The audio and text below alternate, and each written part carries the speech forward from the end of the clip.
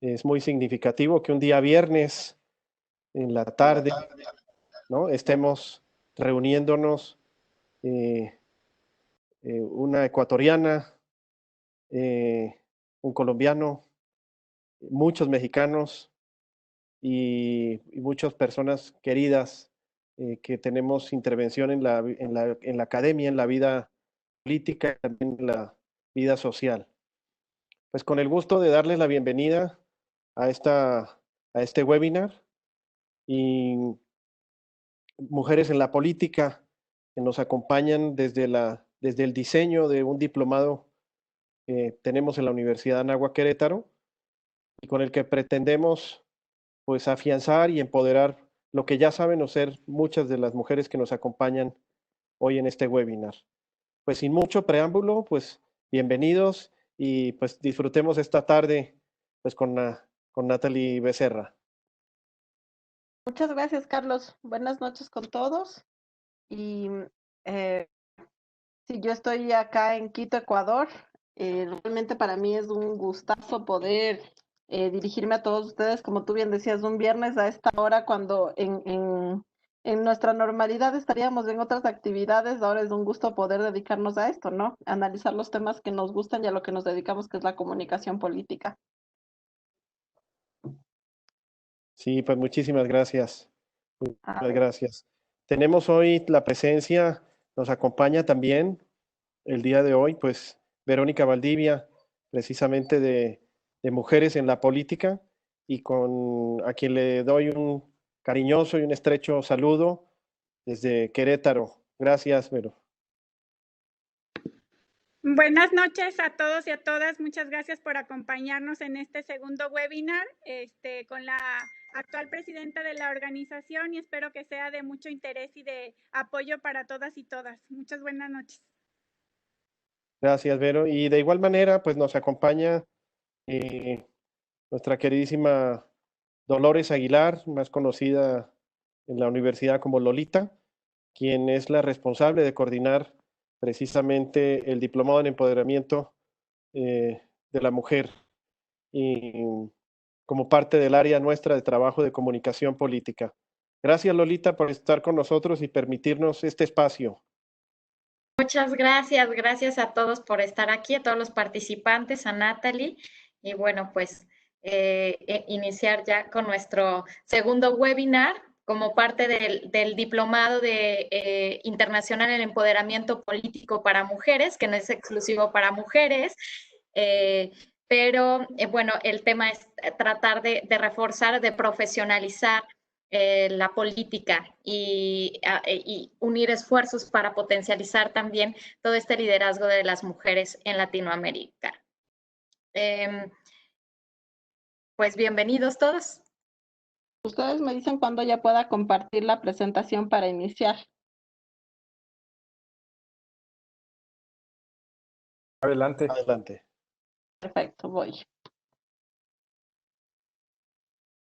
Bueno, antes de iniciar, quisiera presentarles a nuestra ponente del día de hoy,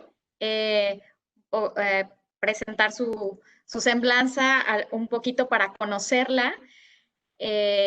Natalie Becerra es licenciada en Relaciones Públicas y Comunicación Organizacional por el Instituto Tecnológico Equinoccial de Ecuador, UTE. Tiene máster en Marketing y Comunicación Política por la Universidad de La Rioja, en España, la UNIR. Actualmente se desempeña como consultora en comunicación estratégica y gestión de medios con 12 años de experiencia. Ha sido asesora de varias instituciones del sector público y privado en el área de relaciones públicas y comunicaciones.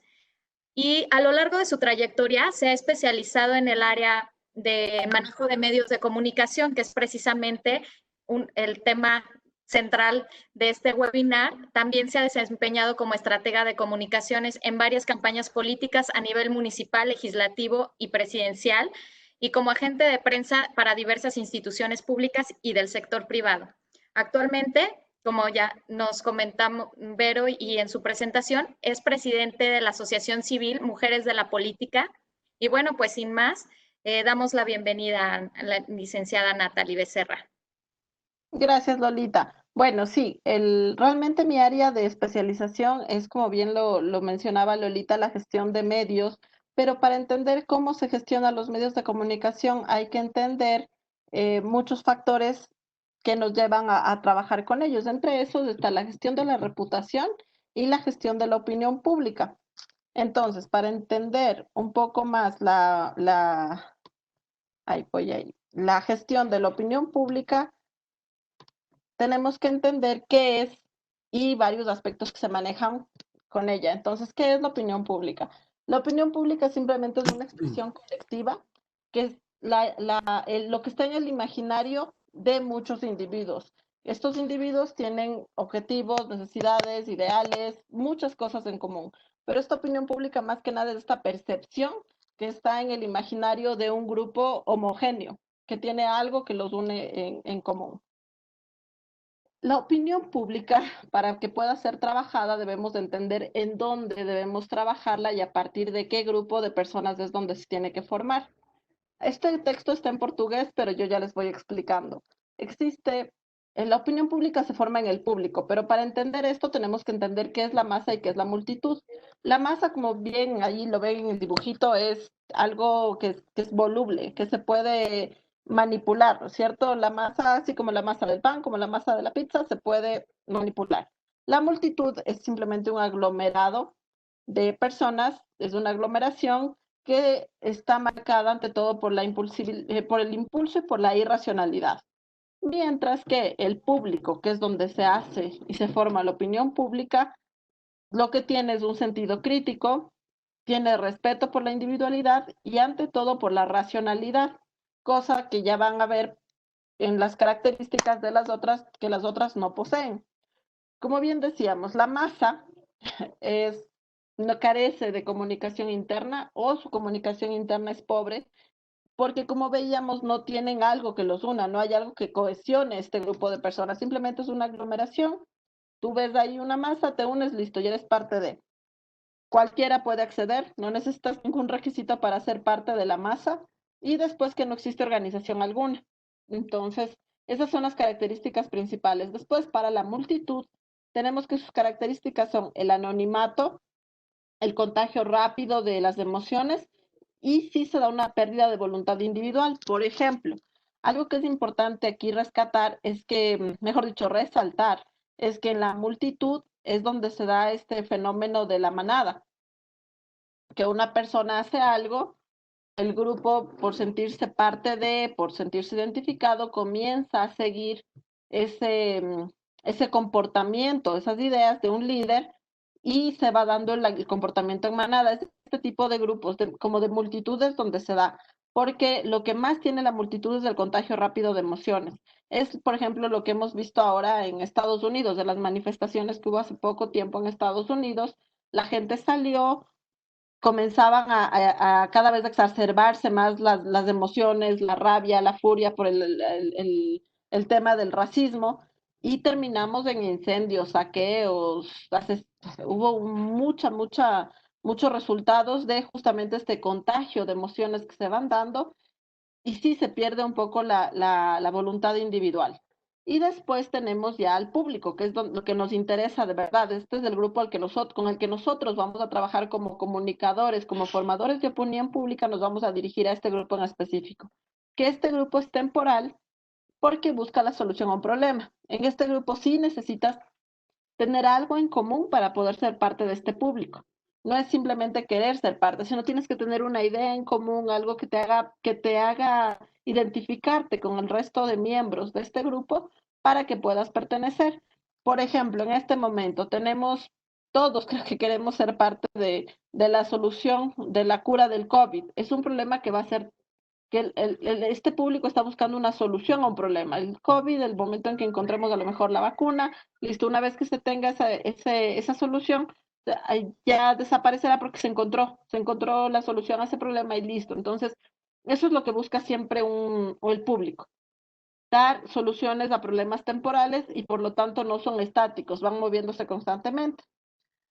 Hay que entender la importancia de los acontecimientos en la formación de la opinión pública. ¿Por qué? Porque la opinión pública es muy, ¿cómo les puedo decir? Está propensa al vaivén de los acontecimientos. Entonces, como les decía, la opinión pública es percepciones. Entonces, la percepción puede cambiar dependiendo de un acontecimiento que marque un hito. En este caso que estábamos hablando del COVID, por ejemplo, les doy un ejemplo claro acá en mi país. El gobierno venía ya golpeado. El gobierno me refiero al ejecutivo, ¿no? Al poder ejecutivo. Venía golpeado porque nosotros en octubre tuvimos revueltas muy fuertes, hubo una conmoción que ya dejó el país en un desequilibrio político muy grande. Y el tema del COVID, que es un acontecimiento obviamente inesperado, sí, no simplemente para que baje aún más la popularidad del Ejecutivo. Mientras que en otros actores políticos, como por ejemplo el alcalde de Quito, que venía más bien con problemas de imagen después de los acontecimientos de octubre, por el buen manejo que en un inicio se dio a la pandemia, subió muchísimo sus niveles de aceptación. Entonces, de ahí vemos cómo esta percepción, esta formación en el imaginario, la opinión pública puede cambiar con base a acontecimientos aislados. La opinión pública, como les decía, además, no se anticipa a los acontecimientos. La opinión pública se da una vez que pasa algo, se da una respuesta buena, mala, se toma acciones al respecto y dependiendo de eso, el público reacciona ante estas acciones positivas o negativas y se va formando una opinión pública. Después, como les decía, un acontecimiento incluso no solamente cambia la opinión pública, sino que puede desencadenar la formación de la opinión pública. Aquí en Ecuador, en sus países seguramente, hay funcionarios que la gente ni siquiera los tenía mapeados, muchos técnicos en salud, del Ministerio de Gestión de Riesgos, la gente ni siquiera los había mapeado, no los tenía. Pero con este acontecimiento tan fuerte del COVID, con estos hechos, es gente que ha marcado definitivamente y que conste que no estoy hablando de opinión pública siempre positiva, positiva, negativa. Este acontecimiento ha hecho que en el imaginario de los ciudadanos se desencadene estas percepciones positivas o negativas y no solamente vayan variando, sino que se vayan creando o destruyendo incluso, porque hay una frase que a mí me encanta que dicen que para crear la reputación, para formar una buena reputación se requieren años, pero para destruirla se requieren segundos. Entonces a esto nos referimos con estos acontecimientos que a veces pueden marcar este cambio en el imaginario. Y después tenemos que si la opinión pública, los acontecimientos fuertes pueden hacer cambiar la opinión pública de un extremo al otro completamente. Por ejemplo, aquí tenemos los casos de pederastia en la Iglesia Católica. Sí hizo cambiar la opinión pública y el imaginario a nivel mundial de una institución como la Iglesia Católica. Entonces aquí, y de un extremo al otro, ya hay acontecimientos que pueden hacer que cambie completamente de positivo a negativo o a la inversa. Entonces hay que, si bien los acontecimientos no se pueden prevenir, no está, obviamente por eso a veces se dan las crisis, ¿no? Porque son cosas que no se veían venir, que no se veía que van a llegar, pero sí son cosas que las crisis son solamente una acumulación de cosas a las cuales antes no les dimos atención. Entonces es importante que se vaya haciendo un buen análisis, por ejemplo, cuando ustedes trabajan en una entidad pública, un buen monitoreo de medios para ir viendo cómo va a mudar, cómo está la percepción, porque además la opinión pública no se forma en un día o dos. La opinión pública, cuando hay una buena reputación sosteniendo a una institución, a un personaje y tal, es mucho más fácil poder sostener la percepción que se tiene de esa institución o personaje frente a los acontecimientos difíciles. Cuando la reputación es débil, cuando no se ha trabajado previamente, cuando la reputación no está cimentada en unas bases sólidas, el mínimo acontecimiento puede hacer que se derrumbe. Pero cuando tú has tenido un acercamiento previo con los diferentes actores formadores de opinión pública, cuando tienes una reputación sólida, incluso un acontecimiento fuerte puede causar estragos, pero no puede causar mucho daño, porque la gente ya tiene en su imaginario que a lo mejor, digamos, ahora mismo acá en Ecuador, supongo que en México también ha pasado, hay un tema de casos de corrupción muy fuerte por compras, por ejemplo, acá en Ecuador para insumos para los hospitales tanto en municipalidades como en gobierno central, ahora que estamos en crisis, en los hospitales se ha dado compras con sobreprecio. Hay personajes que se han visto involucrados, que obviamente como tenían una reputación muy debilitada, esto les ha ido arrastrando. Incluso hasta la semana pasada falleció una autoridad que estaba involucrada en casos de corrupción porque no soportó la presión y falleció de un infarto.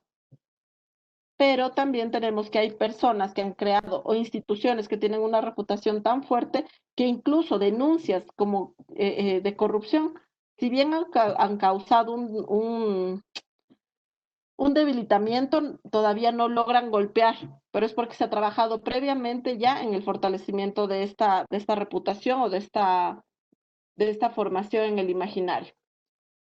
Entonces, ¿qué tenemos? A mí me encanta esta frase que la dijo Enrique Cassi, que es director general y consejero de Mango, porque dice, quien actúe de forma correcta y sepa gestionar adecuadamente su reputación, tendrá un factor de diferenciación y de posicionamiento muy importante respecto a, sí, toda América Latina está en este problema de corrupción, respecto a otras marcas y organizaciones. Entonces, a esto me refería cuando les decía que la gestión de la reputación es algo que lleva un buen tiempo, que no se puede dar de manera improvisada, sino que tiene que ser gestionada de manera estratégica.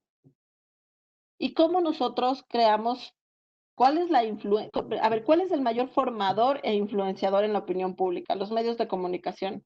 Y ahí es donde entra mi trabajo y por eso me he especializado en esta área de gestión específicamente, porque una tenemos que la prensa es el tribunal de la opinión pública, es ahí donde se vitrinea, es ahí donde se exponen los datos, las cifras, esto, el otro, y que permite que las personas se vayan formando esa opinión pública. La prensa es crucial para la difusión de la opinión pública y el propósito de los medios tradicionales no es informar, es dar a la opinión pública, es dar forma a la opinión pública según los intereses del poder. Y ya más adelante vamos a ver un tema de las teorías de la comunicación para que se entienda por qué dijo esto Noam Chomsky, que es un tema que es verdad. Muchas veces la opinión pública se ve manipulada o se ve, los medios de comunicación se permiten persuadir en el imaginario de las personas para la formación de la opinión pública. En el caso de las instituciones de gobierno, de las organizaciones, existen varias formas de comunicar. Una es, por ejemplo, la manera directa, que es a través de boletines de prensa, eventos, ruedas de prensa, giras de entrevistas y varias herramientas más que permiten llegar de manera directa a los medios de comunicación para de esa manera llegar a la audiencia objetivo. Y la otra es de manera persuasiva, a través de campañas de comunicación y de marketing, que es lo que siempre se sugiere trabajar, un mix de estas dos maneras, porque si bien si solamente se trabaja de una manera directa, no, a lo mejor no se puede apelar a las emociones, que siempre es importante en comunicación, mientras que, pero sin dejar de lado que obviamente sirve dar esta información a los medios de comunicación, mientras que en la persuasiva podemos sí apelar a la creatividad y un poco más a conectar con las emociones de las personas. Pero antes de lanzarnos a los medios de comunicación, primero debe existir una guía, un mapa para seguir el camino correcto. Entonces aquí tenemos que todo esto tiene que ser realizado, pero no a lo loco. Todo tiene que ser guiado y todo tiene que estar marcado por un plan estratégico de comunicación. El plan estratégico de comunicación tiene 3 pasos básicos. El primero son los objetivos. Se tiene que marcar un objetivo general y varios objetivos específicos y a partir de esos objetivos crear las estrategias. Las estrategias siempre van a responder a que se cumplan los objetivos fijados. Y dentro de este plan tiene que existir también las tácticas. Las tácticas siempre responderán al plan estratégico. Entonces, de esa manera las tácticas son un poco más operativas, por así decirlo. Y después, obviamente, tenemos que ir ya a la implementación de este plan de tácticas y estrategias para llegar a los objetivos comunicacionales que se han marcado previamente. Entonces, por ejemplo, cuando trabajamos en gobierno, ¿cómo tenemos que hacer para hacer los objetivos de campaña, para identificar las resistencias a las acciones que tiene el gobierno? Para comenzar, antes de cualquier cosa, para identificar las resistencias y poder trabajar con los objetivos correctos de una campaña de comunicación, se debe hacer un diagnóstico previo. Esto sí me gustaría recalcar y detenerme un poco porque no existe un buen plan de estrategias, no existe un buen plan de comunicación si previamente no se ha hecho investigación seria, análisis cuantitativos, una buena auditoría de imagen, todo esto va en el diagnóstico porque no podemos crear estrategias si primero no sabemos de dónde vamos a partir, cuál es la problemática real, cuál es la percepción real de nuestras audiencias frente a. Después está la decisión, ¿qué vamos a hacer? Y que obviamente esto sea validado y que esté contrastado con todas las autoridades o las personas que tengan injerencia en este plan estratégico. Después tenemos la dirección y por último la difusión. Igual aquí quiero hablarles del, por ejemplo, el caso de Ecuador. El día de ayer yo tuve una entrevista en la mañana en uno de los medios más fuertes en análisis político y me preguntaban si es bueno o malo que cada vez que el presidente de la República sale a hacer un anuncio o lanza incluso spots, al poco tiempo tienen que salir a explicar o bajarlos o simplemente cambiar de opinión porque no estuvo bien. Yo les decía, porque generalmente se saltan los 3 primeros pasos. Simplemente ellos van a la decisión y a la difusión. Y a veces se comen el de diagnóstico, que es tan importante. Les voy a dar un ejemplo. Aquí, cuando estábamos iniciando el tema de la pandemia, yo no sé si ustedes recuerdan, pero mis amigos en México me llamaban porque a nivel Latinoamérica, Ecuador fue uno de los primeros países donde estalló la crisis del COVID, en especial en Guayaquil. Fue un tema terrible porque los hospitales se saturaron muy rápido, la gente comenzó a fallecer en las calles. Fue un tema horroroso lo que se vivió aquí en Ecuador. Cuando ustedes ni siquiera habían arrancado la cuarentena, nosotros ya estábamos en los picos del COVID. Entonces era un tema muy fuerte y el gobierno nacional decidió sacar un spot en el cual hablaba de tus familias, no, no te preocupes, tus familiares van a descansar en los campos santos que están listos, tal. Lo que buscaba el ecuatoriano es que le digan, no te preocupes, nosotros estamos para velar tu salud, están las unidades en el UCI tiene abastecimiento, va a haber camas, hay buenos médicos, o sea, vamos a cuidar, no, no te preocupes, cuando te mueras hay campos santos. Entonces el gobierno ese spot le duró creo que 1 hora al aire y tuvieron que bajarlo, porque el ataque en redes sociales, incluso varios colegas comunicadores de Argentina, Colombia, mexicanos, eran parte de la crítica y el gobierno tuvo que bajarlo inmediatamente. Entonces ahí es donde les decía, parece que no hubo una lectura previa, un diagnóstico de en verdad qué es lo que la ciudadanía necesitaba escuchar, qué es lo que realmente nosotros queríamos. Entonces, y creo que es algo un poco hasta de sentido común cuando lo ves bien, ¿no? Pero definitivamente antes de hacer una campaña, en especial de gobierno, no pueden nunca olvidarse la primera fase que sería la de diagnóstico, porque después tienes este tipo de problemas. Otra cosa que nos pasó aquí fue que el presidente de la República salió a dar un anuncio porque creó un comité económico, ¿no? Y nombró a varias personas como parte de su grupo de asesores y al día siguiente tuvieron que salir a decir que no es verdad, que uno de los nombres que se había dicho nunca había aceptado ser parte de ese buró. Entonces, nuevamente, es salir a hacer difusión de noticias, de campañas, de iniciativas que después otra vez les toca recular. Entonces, es simplemente porque no se ha tomado en cuenta todos estos pasos previos. Entonces, por eso es tan importante que se entienda la importancia de cada uno de ellos, del diagnóstico, de la decisión, de la dirección y por último, la difusión. Las fases de la comunicación, una vez que se han armado estos planes, este plan estratégico que veníamos hablando, ay, perdón, se me cambió, tenemos que, sí, hay que seguir varias fases. La primera es la comunicación de las actividades planificadas y que se van a ejecutar. La segunda es el control de la comunicación y después viene la fase de difusión. Y ahora les voy a presentar este modelito que es bastante útil, que es para la gestión y evaluación de planes y campañas de comunicación. Entonces, primero tenemos que se investiga. ¿Qué se hace en la primera fase desde el modelo RAID?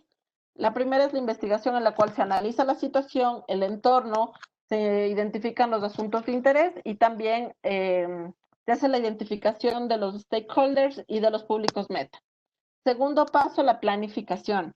Aquí se definen ideas, se define la fuerza que va a tener la comunicación, el tono que va a tener esa comunicación, se elaboran ya las estrategias para alcanzar los objetivos comunicacionales, se determinan planes de medios, acciones comunicativas. Aquí incluso se hace el análisis de los recursos, porque siempre antes de lanzarse a realizar tal o cual plan de comunicación, lo principal es analizar y gestionar el tema de recursos. No solo me refiero a recursos económicos, sino recursos con cuánto personal voy a contar para llevar a cabo tal o cual acción, con recursos logísticos, cuento con movilización, todo esto tiene que ir en esta parte, en la planificación. Aquí es donde en el plan de estrategias, incluso tiempos, cronogramas, todo se hace aquí, en la fase de planificación. Después viene la parte de la implementación de la comunicación, llevar a cabo ya este plan. Y aquí obviamente es ya la ejecución tal cual del calendario que se había tenido marcado para poder ya ejecutar las acciones definidas. Y aquí también se hace un tema de ir controlando los recursos que se habían asignado en la fase anterior, que es la de planificación. Y como último paso tenemos la evaluación, que en este caso lo que se hace es un monitoreo de la campaña para ver el desarrollo y si ha reaccionado de manera positiva o negativa en nuestras audiencias. Aquí también sí les quiero recalcar un tema que me parece sumamente importante, y yo siempre lo digo, la comunicación es un ente vivo y como ente vivo va cambiando y va mutando. Así como las plantitas que un día florecen, que al otro están más bajitas, más marchitas y hay que ponerle más, menos agüita, a lo mejor ponerle algún suplemento igualito es la comunicación. La comunicación se le va viendo cómo va evolucionando y se va ajustando el plan, las acciones comunicacionales. Por eso es tan importante el monitoreo, porque a lo mejor en un inicio nosotros, la campaña ha sido bien recibida, las acciones están causando efecto, pero hay un momento en el que ya se debe cambiar a otro tono de comunicación y ahí se van haciendo los ajustes y se va cambiando. No se olviden nunca eso, la comunicación es un ente vivo y como ente vivo tiene que mutar. Y más allá de eso, sí les quiero hablar de mi área, que es del área de gestión y de las relaciones públicas. Y quiero contarles una anécdota. Cuando yo entré al primer día de clases yo soy licenciada en relaciones públicas. A mí siempre me dicen que eso en otros países no existe, pero aquí sí nos especializamos en relaciones públicas, no como periodistas ni como comunicadores, sino relacionistas. El primer día que yo entré a mi clase de relaciones públicas, un gran maestro relacionista nos decía, ustedes tienen que entender que ustedes están aquí no para ser populares, no para pasarse colgados porque generalmente dicen, bueno, ser relacionista público es tener una gran agenda de teléfonos y buenos contactos. Él nos decía, no, las relaciones públicas más allá de eso son un arte, y es el arte de la persuasión, porque ese es nuestro trabajo, persuadir, no manipular, porque hay una gran diferencia entre manipular, hay límites éticos y morales, y persuadir, que eso tiene otro significado totalmente distinto. Y como les decía hace un momento, para entender cómo se va formando la opinión pública y cada vez esto va juntándose más, vamos a hablar un poco de las teorías de comunicación de las masas. Tenemos varias teorías. La primera de la que vamos a hablar es la teoría de la aguja hipodérmica. Que en esta teoría de lo que se habla es de que la propaganda, el mensaje comunicacional tiene un efecto inmediato y directo en la mente de la audiencia. Aquí como ejemplo ponemos, por ejemplo, la propaganda nazi.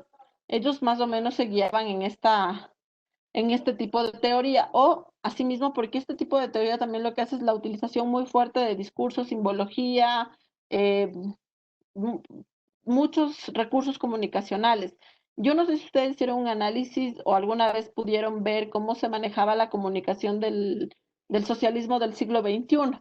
Nosotros acá en Ecuador lo tuvimos en la época de Rafael Correa, en Venezuela con Chávez y Maduro, en Bolivia con Evo Morales, Brasil con Lula. Por ejemplo, en el caso de Venezuela es interesantísimo cómo se usó la simbología de Bolívar, de Simón Bolívar, como un símbolo patrio. Se logró hacer que la gente lo viera de otra manera y aquí en Ecuador igualmente se usó a uno de nuestros héroes nacionales para temas comunicacionales. Entonces, obviamente tú lo veías y ya era un tema que iba directo a la vena, por eso se llama aguja hipodérmica, va directo al imaginario y no te da mucho chance de interpretación. Entonces, por ejemplo, yo les puedo decir que uno de los grandes éxitos del socialismo del siglo XXI fue la utilización de los símbolos.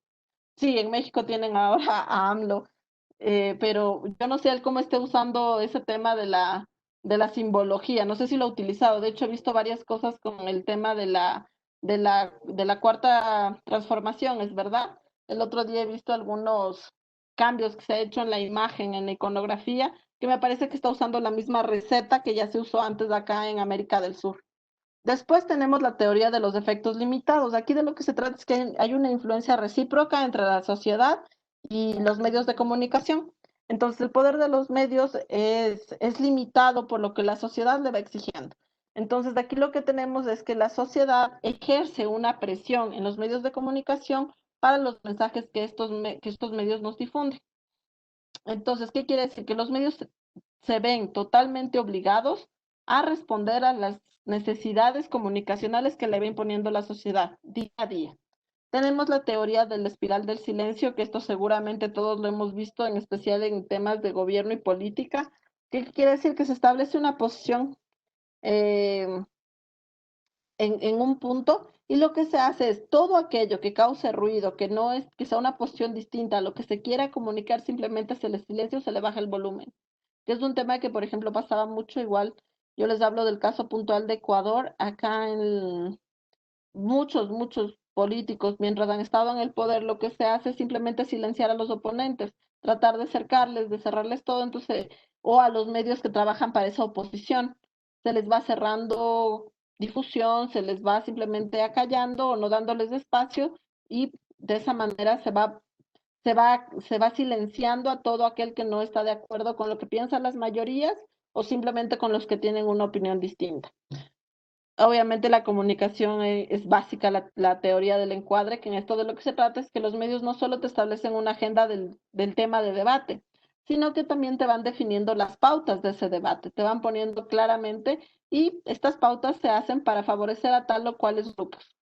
Por ejemplo, aquí les puse un ejemplo, un gráfico que me encanta, porque te dan la misma información pero con diferente formato y por lo tanto con diferente encuadre. O sea, así se maneja absolutamente todo en comunicación. Tú ves una misma historia, puede ser contada de diferentes maneras.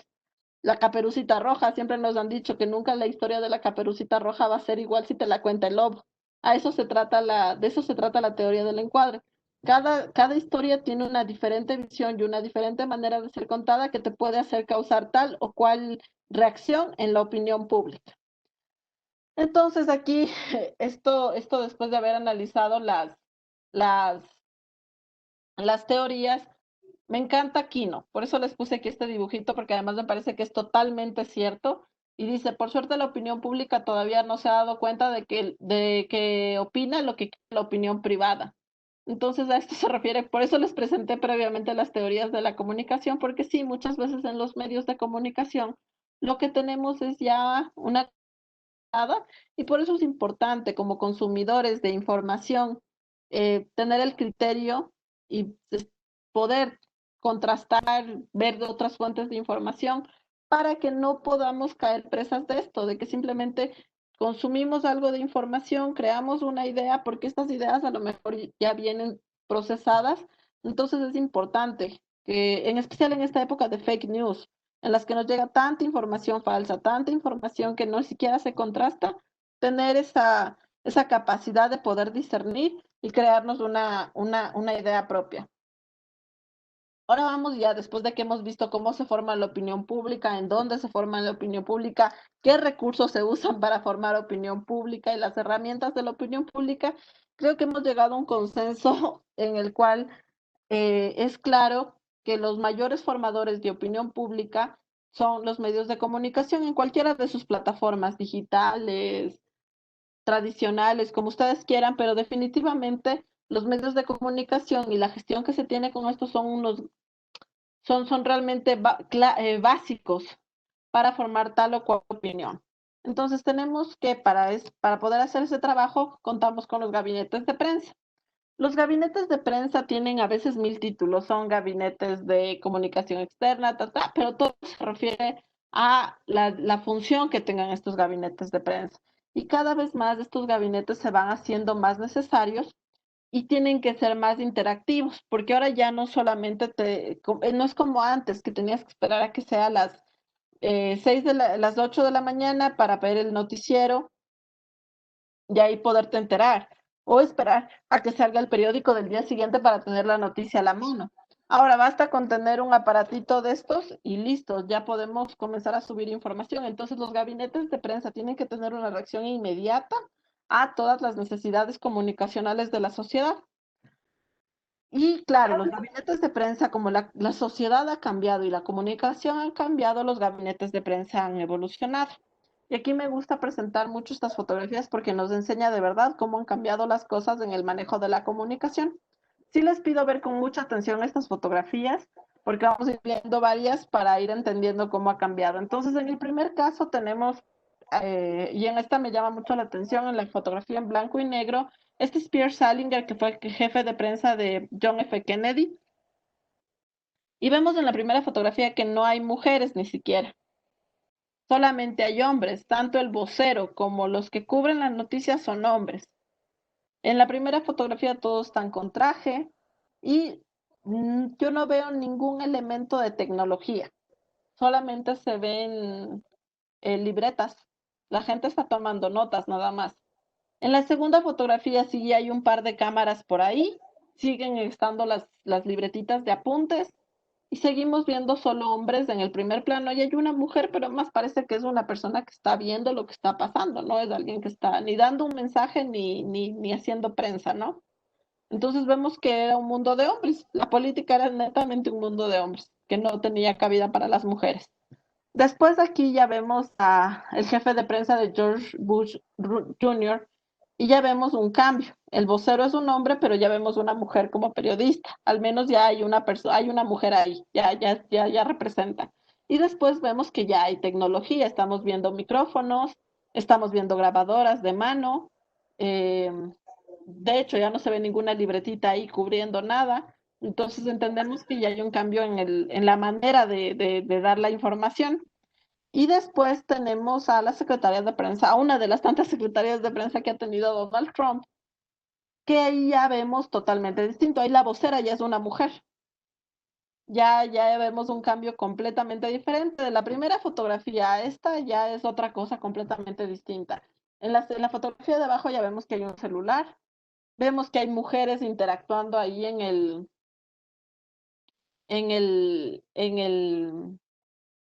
están interactuando con el vocero, vemos cámaras, ya es otro completamente el escenario, es completamente distinto. Entonces ahí vamos entendiendo que si la sociedad ha cambiado, la comunicación ha cambiado, todo lo que gira en torno a ello también ha cambiado.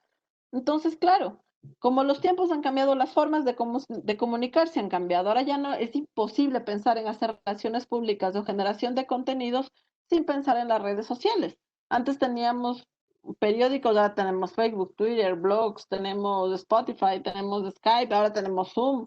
Es una locura pensar que eh, hace unos años a lo mejor sería impensable que yo estuviera aquí en el cuarto de mi hijo, por eso veo mis fotos de futbolistas atrás, hablándoles, y ustedes estén en México. O sea, antes era impensable, entonces ahora tenemos definitivamente que entender cómo la dinámica ha mudado. Entonces hoy más que nunca tenemos que entender que lo que manda es el pantalla a pantalla. Ya el boca a boca murió, eso no existe. Ahora, la forma más fácil en la que ustedes se enteran es cuando sabemos que una noticia se viralizó, que una noticia ya pegó, cuando te llegan los memes. Entonces, claro, ahí sabes que, en efecto, ya se generó algo en la opinión pública, ya se está generando una percepción en la opinión pública, positiva, negativa, lo que sea. Pero cuando ya te llegan los memes de tal o cual cosa, dices, ok, ahí está, listo, es el pantalla a pantalla, es el pantallazo lo que ahora manda. Entonces, si los tiempos han cambiado, la comunicación ha cambiado, todo ha cambiado, pues tenemos que evolucionar. Ya no existe el gabinete de prensa, los gabinetes de prensa ya fueron. Ahora lo que existen son los gabinetes de comunicación. Entonces, la figura es que hace un momento veíamos del jefe de prensa todopoderoso, una super imagen, murió, ya no existe. Ahora, la figura que manda es la figura del gabinete de comunicación. ¿Cuáles son las grandes diferencias entre un gabinete de prensa y un gabinete de comunicación? Pues el gabinete de prensa es una oficina, mientras que el gabinete de comunicación es una forma de trabajar. Ya es una manera distinta de entender la comunicación, porque la comunicación ahora es con equipos. Ya una persona no logra hacer todo. Por ejemplo, yo que soy relacionista pública tengo que trabajar de ley con alguien que haga audiovisual, porque si no subes bytes, si no subes información que sea de fácil consumo, la gente simplemente no la ve. Tienes que obviamente trabajar con un equipo digital, con alguien que entienda la movida de las redes sociales. Entonces ya es un trabajo de equipos, ya no es una persona la que hace la comunicación todopoderosa. Después tenemos que el gabinete de prensa está formado por periodistas, mientras que el gabinete de comunicación por comunicadores, que es lo que les decía en mi caso, ya no funciona trabajar sola, sino hay que hacer equipos, hay que ver la manera de ir enriqueciendo esta comunicación desde las diferentes aristas que nos brindan, ¿no? Y con varias herramientas. Después tenemos que el gabinete de prensa trabaja con notas de prensa, mientras que los gabinetes de comunicación trabajan con estrategias. No se trata simplemente de repartir como hojas volantes los boletines de prensa, porque muchas veces son incluso innecesarios. Es a veces complicado lidiar con los clientes que te dicen, mira, voy a hacer tal cosa, quiero una nota de prensa. ¿Les va a importar a los medios? ¿Le va a importar a la gente? Lo que tienes que contar es trascendente.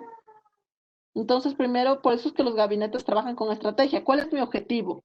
¿Voy a responder a mi objetivo lanzando ese boletín de prensa? Si no funciona, ¿para qué? Simplemente porque no va dentro de mi estrategia. Funciona de otra manera.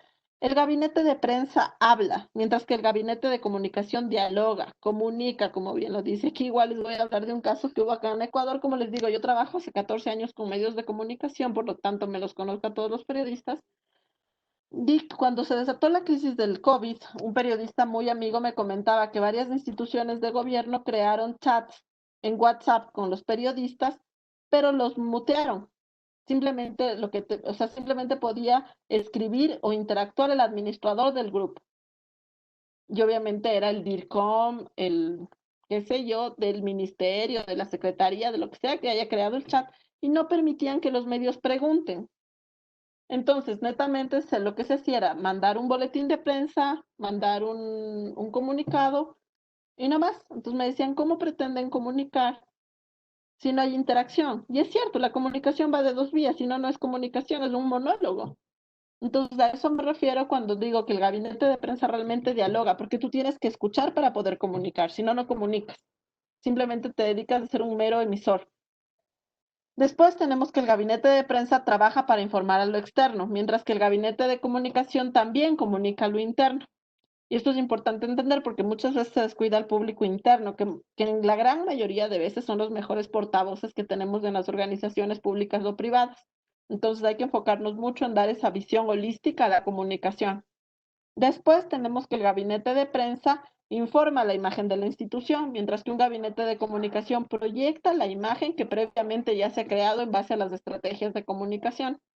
Entonces, ahí, por ejemplo, viene este caso y aplica muy bien cuando vamos a una entrevista de prensa solamente a responder lo que nos preguntan. Mientras que cuando la imagen ya ha sido previamente trabajada y sabemos lo que queremos construir y lo que estamos trabajando, a una entrevista tú no vas a responder preguntas, vas a dejar mensajes.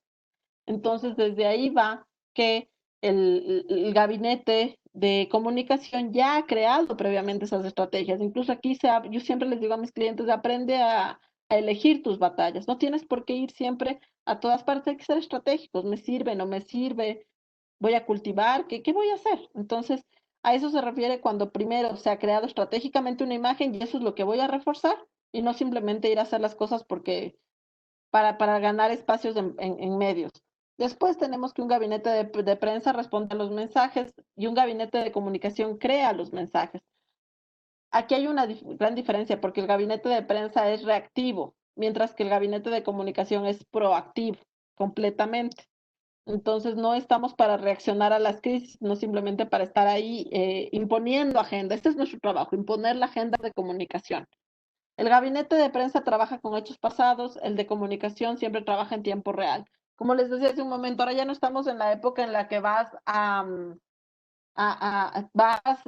un evento, lo cubres, haces tu nota, te das el tiempo de ir a oficina, haces el boletín de prensa, lo compartes por correo electrónico con los periodistas. Ahora ya no funciona así. Ahora el periodista está cubriendo la nota, mientras está cubriendo la nota, está subiendo por tweets, está subiendo información, te hace un video, ya la pasó al medio y a los 5 minutos ya estás en el noticiero. Así mismo funcionan los gabinetes de comunicación, tal cual. Tienen que ir en tiempo real y dando la información, porque con la velocidad con la que se mueven las redes sociales, cuando hay un temblor, la gente corre, hace poco ustedes tuvieron un temblor, vas a redes sociales y es donde al segundo comienza, ya a esa velocidad tienen que responder los gabinetes de comunicación de las instituciones de gestión de riesgos, de seguridad, tal, tienen que responder a la misma velocidad que se van moviendo las redes sociales. El gabinete de prensa trabaja con los medios de comunicación, mientras que el gabinete de comunicación trabaja con los ciudadanos y favorece el diálogo social. Esa es la diferencia de lo que les decía hace un momento, de que un gabinete de prensa se enfoca y se centra netamente en el trabajo con los periodistas. Mientras que acá ya, como sabemos que los ciudadanos están mejor informados, y eso es un tema que hay que entender, porque se subestima mucho a la ciudadanía en general, los ciudadanos se informan completamente y siempre por redes sociales, por WhatsApp, a veces las noticias vuelan más rápido por ahí. Entonces hay que entender que nosotros tenemos que trabajar y conversar en el mismo lenguaje que la ciudadanía, para que la información que nosotros lanzamos sea consumida de la manera en la que a nosotros nos interesa. Entonces, de esa manera, solamente de esa manera vamos a dejar de hacer monólogos y vamos a comenzar a llegar y a conectar en verdad con los ciudadanos. Y por último, tenemos que el gabinete de prensa informa las crisis, mientras que el gabinete de comunicación informa cómo se va a resolver esas crisis. Como les decía, realmente un gabinete de comunicación es mucho más proactivo, no se centra en la problemática, sino en las soluciones, porque creo que de eso se trata nuestro trabajo, en cómo justamente vamos a crear un diálogo. La gente está harta de los problemas. Todos en especial en este punto del camino estamos con demasiados problemas, y los gabinetes de comunicación de las instituciones públicas y privadas tienen que centrarse en dar soluciones a la problemática de la ciudadanía, no en simplemente informar más líos y más rollos, sino en cómo te ayudo, de qué manera te sirvo. Ese es nuestro trabajo, servir a los ciudadanos, servir a los consumidores, y de esa manera va a ser más fácil el trabajo. Y alguien hace un momento me enseñó, me publicó algo de esto, por eso les dije, sí, vamos a hablar también. Lo que se publica permanece, y más en esta época. Por eso, prepárate para hacer declaraciones que puedas sostener durante años. Yo que trabajo de lleno en política, les puedo decir que una de las cosas que más les pega ahora es que hace unos años eran enemigos de alguien y ahora son aliados. Que hace unos años criticaban muchísimo a alguien y ahora resulta que están haciendo negocios, que ahora tal. Entonces, yo les digo, además hay que ser congruentes con los mensajes, con lo que uno cree. Y ahora, en esta época en la que todo queda en la nube, en lo que todo tiene una huella digital, es importantísimo poder hacer declaraciones que vas a poder sostener, porque después ahora dices algo y al día siguiente cambiaste de parecer simplemente por conveniencia. La ciudadanía eso no te lo va a dejar pasar por alto, ni tus contrincantes políticos, ni absolutamente nadie. Entonces, por eso hay que ser muy congruentes y tener claro la estrategia de comunicación con la que estamos trabajando. Y ahora un poco ya para ir cerrando la charla, quiero hablarles de lo que no se debe hacer en la gestión de medios ni en la generación de la opinión pública. Uno, tratar de comunicar demasiadas cosas. Máximo se tiene que dejar 3 mensajes por intervención, ya sea en entrevistas, en discursos. Ese es el límite al cual se tiene que llegar con los mensajes, porque cuando tú comunicas muchas cosas a la gente no le queda nada. No entendió nada de lo que le dijiste, mientras que si vas a posicionar mensajes con 3 es suficiente y le quedan esos 3 mensajes en su imaginario. Después hay que evitar a toda costa malos entendidos con periodistas y con medios de comunicación, porque si bien los medios no son amigos, los medios siempre van a ser los mejores aliados. Entonces, por ejemplo, hay mucha gente que porque trabaja en gobierno o porque está cerca de autoridades con poder, eh, tratan mal a los periodistas, no les dan información, y los periodistas hay una relación de reciprocidad. Ellos te ayudan cuando tú necesitas, porque, a ver, oye, mira, tengo esta información, ayúdame a publicarla, te la voy a pasar. ¿Qué necesitas? Audios, imágenes, fotografías, dime, tal, tal, tal. Pero también cuando ellos necesitan información de tu vocero, de la persona con la que tú trabajas, de la entidad, datos, lo que sea, tú tienes que reaccionar de igual manera. Si no, sería como a nosotros. Tenemos un amigo que solamente nos busca cuando nos necesita, pues no es, y simplemente ese lazo se va fundiendo, se va quemando. Pasa exactamente lo mismo con los medios de comunicación. Los lazos que se tienen con los medios de comunicación hay que irlos fomentando y creando todo el tiempo. No puede existir una estrategia de comunicación sin que exista una estrategia de estrechar lazos con los periodistas, con los medios de comunicación. Entonces, esos lazos no se compran. A mí me ha pasado que muchas veces te dicen, mira, haz tal gestión con los periodistas, o cómo hacemos para que me cambie la percepción frente a los periodistas. Eso toma años. Es una cuestión que tienes que trabajarla a través del tiempo. Tiene que ser sostenida y fuerte. Porque además, como les decía, esta relación además de recíproca. Entonces, si no se trabaja de manera constante, continua y congruente, simplemente los lazos no se compran, los lazos se fomentan, y eso funciona en todo. Y así funciona con los medios de comunicación. Entonces, nunca se olviden que los medios siempre van a ser sus mejores aliados o sus peores enemigos, depende cómo lleven esa relación. Después, otro de los grandes errores es no cuidar la credibilidad del mensaje. Esto es sumamente importante porque hay que ser consistentes en los mensajes que uno brinda a la ciudadanía. Tú no puedes hablar, y esto lo digo por experiencia, a los políticos les pasa mucho, que no pueden cuidar la credibilidad de su mensaje porque hablan temas en los cuales nunca se han visto involucrados, no entienden, no lo comprenden y simplemente cuando tienen que sostenerlo no lo pueden hacer porque incluso ahora, ya les digo, acá en Ecuador, ¿cuántos de los denunciólogos en casos de corrupción ahorita acaban de caer? Porque estaban en actos de corrupción, entonces no pudieron sostener su mensaje, porque una cosa es lo que dicen y otra cosa es la que hacen. Entonces a eso me refiero con cuidar la credibilidad del mensaje. Esto va de la mano con no vender humo, y aquí les he puesto algo resaltado con negrita y con mayúscula, y es el off the record. Cuando se trabaja en gestión de medios de comunicación y con medios de comunicación, el off the record no existe.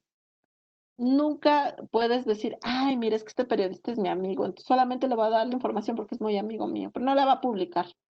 Los periodistas son periodistas, siempre van a buscar tener fuertes titulares, información que llama la atención, y de hecho, las entrevistas comienzan desde el mismo momento en el que tú le ves acercándose al periodista y él ya tuviste contacto visual, ahí arranca la entrevista.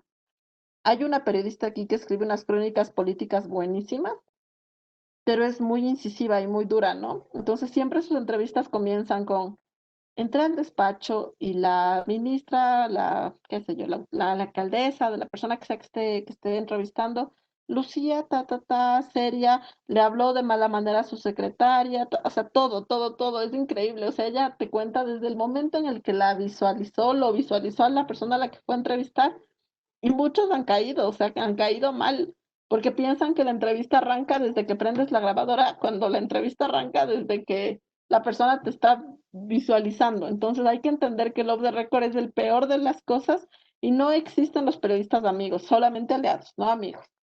Y después, otro de los grandes errores es no seguir el plan de las estrategias y tácticas, porque el plan de las estrategias y tácticas lo que son es un mapa. Tú vas a llegar a un lugar y te están dando el mapa. ¿Qué pasa cuando no sigues el mapa? Te pierdes. Entonces, si ya tienes el camino correcto, si ya sabes cuál es el camino que te va a llevar a tu objetivo final, ¿para qué te sales del mapa?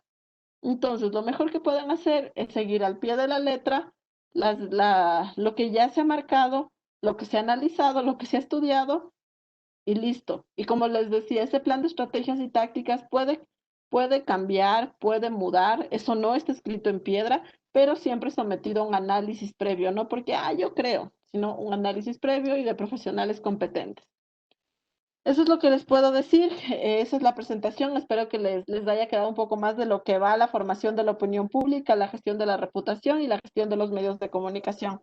Si a alguien le interesa, aquí tienen mi correo electrónico, mi número telefónico para seguir en contacto y les agradezco muchísimo por la atención. Muchas gracias, Natalie. No sé si Carlos o Lolita quieran cerrar con algo.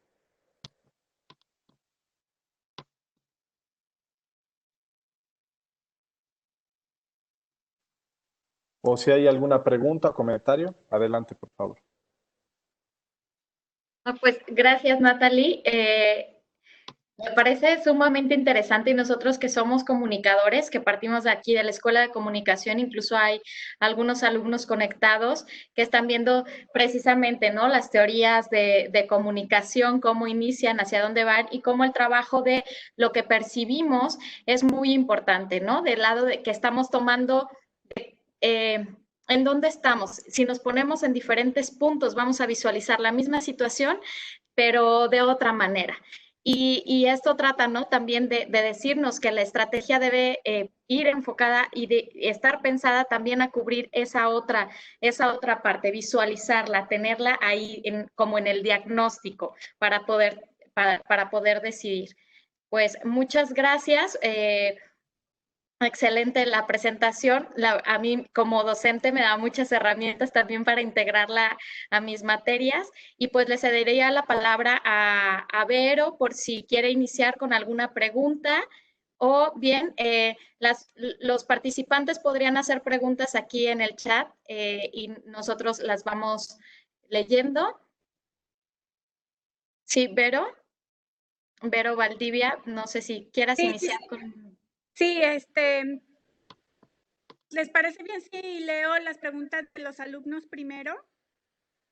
Porque para que exploten a Natalie, muchachos y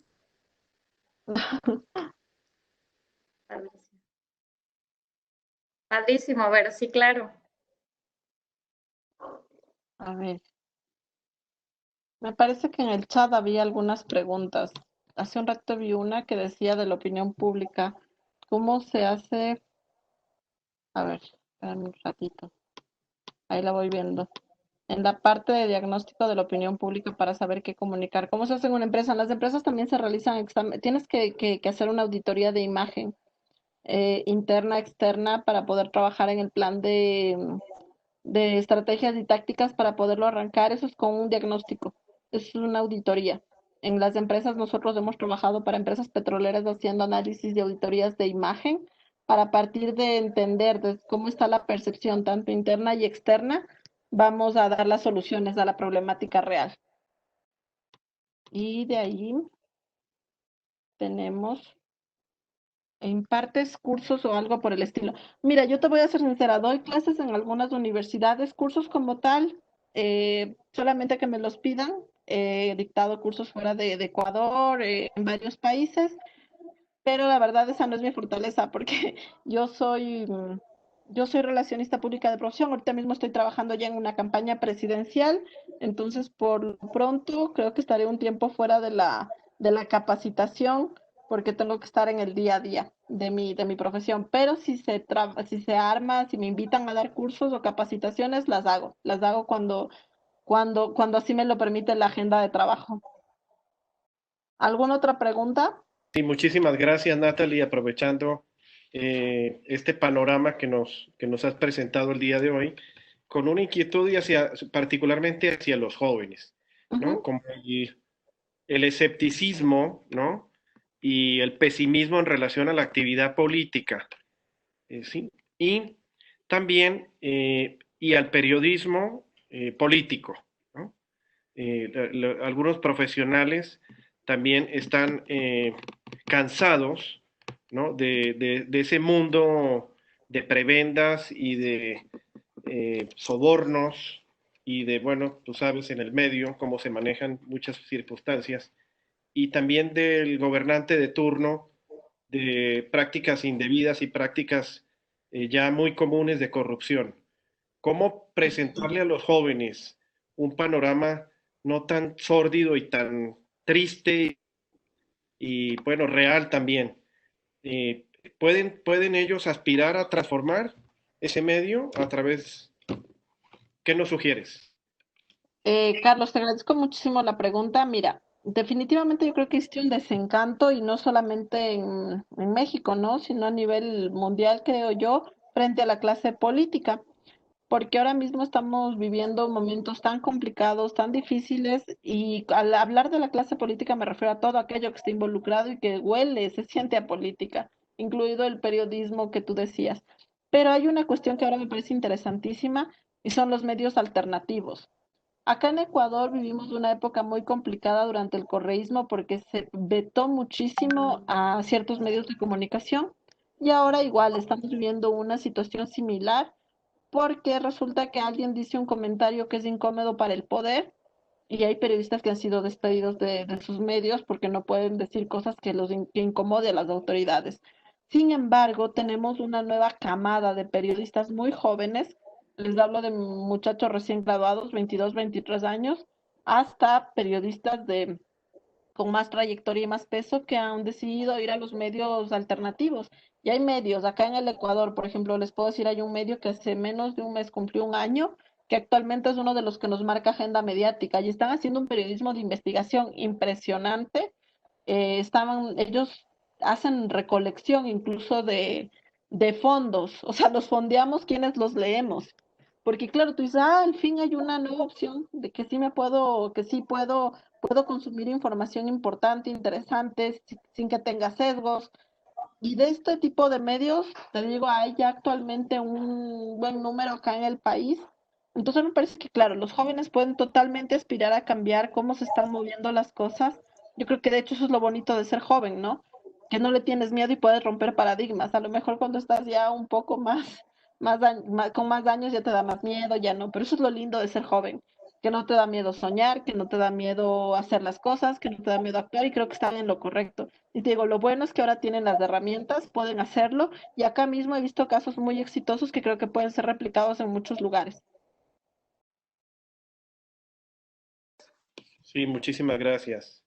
Pues yo creo que vamos a romper un poco el protocolo, Natalie, y con la venia de Lolita, ¿no? Si alguien quiere formular la pregunta en vivo, le abrimos cámara un poco también para sentirnos más cercanos y quien guste abrir cámara también para que nos Mira, veamos. sí, me parece una buena idea. Igual tengo ya algunas preguntas aquí en el chat. Va. Aquí hay Y una pregunta que dice, ¿qué cualidad es la más importante para alguien que trabaja en relaciones públicas?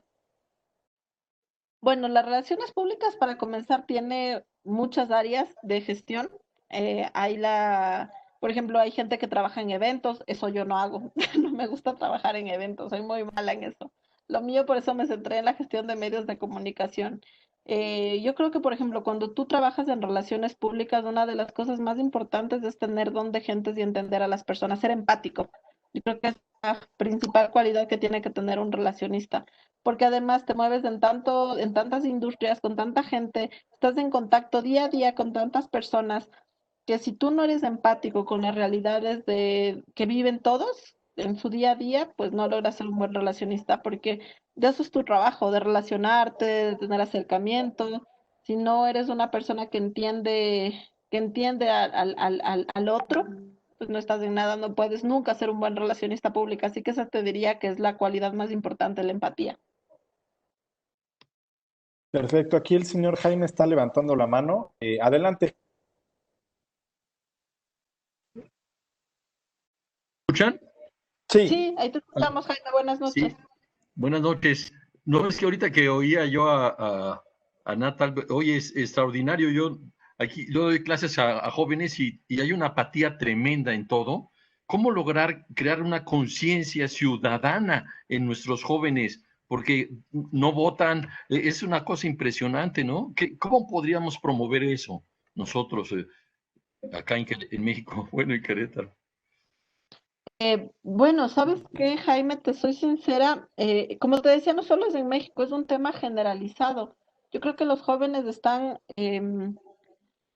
bueno, y no solo los jóvenes, creo que en general todo lo que estamos viendo en nuestro día a día, este tema de la cuarentena, el COVID y tal, nos ha puesto a todos en un modo un poco sí, de pesimismo, apatía y tal. Sin embargo, como te digo, yo creo que hay que explotar estas nuevas cosas, estas nuevas tecnologías, esto de la nueva realidad, que aunque es un cliché, porque ya nos tiene a todos hasta acá la nueva realidad, pero es verdad, sí se la puede explotar, hay cosas que se pueden hacer muy interesantes. O sea, yo te digo, mira, a mí mismo en el campo de las relaciones públicas, este tema de que nosotros pensábamos que era imposible trabajar relaciones públicas sin tener el contacto directo, pues nada, nos tocó las ruedas de prensa virtuales, ahora el boletín de prensa ha tenido un cambio, y quiera que no, quienes hemos logrado entender esa dinámica, ese cambio, pues nada, seguimos moviéndonos, seguimos trabajando. Entonces, yo, ¿qué te diría a los jóvenes? Pues demostrarles que hay un camino, que el mundo se está transformando y que ellos tienen que aprender a transformarse. Además, esto es un tema de resiliencia, de listo, nos caímos y vamos de nuevo. Ahora, yo también sí creo que eh, hay, hay un tema de extrema fragilidad, ¿no? Cuando no es la primera vez que el mundo vive una pandemia, que el mundo tiene una situación así, vamos a salir de estas, como siempre se ha salido.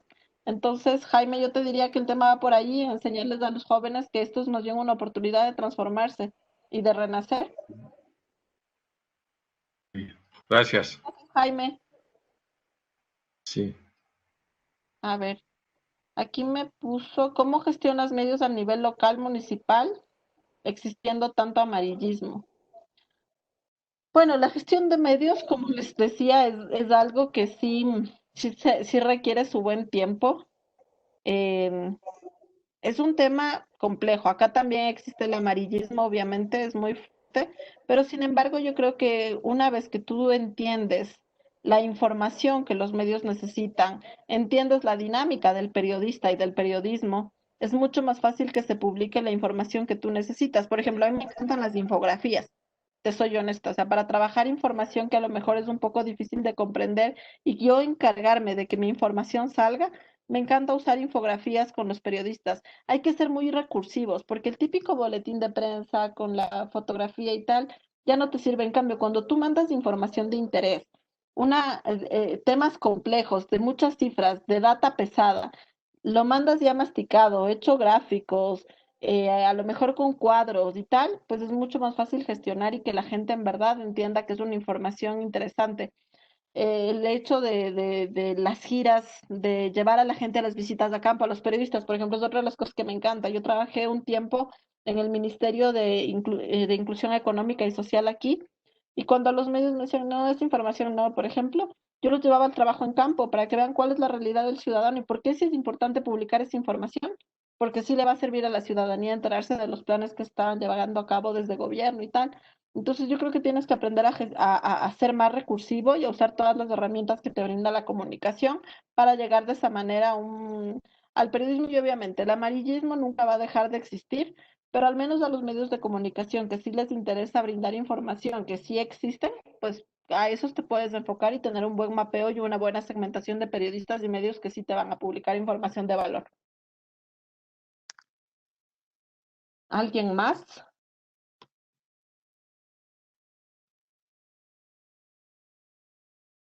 Creo que ya no tenemos más preguntas porque no veo más en el chat.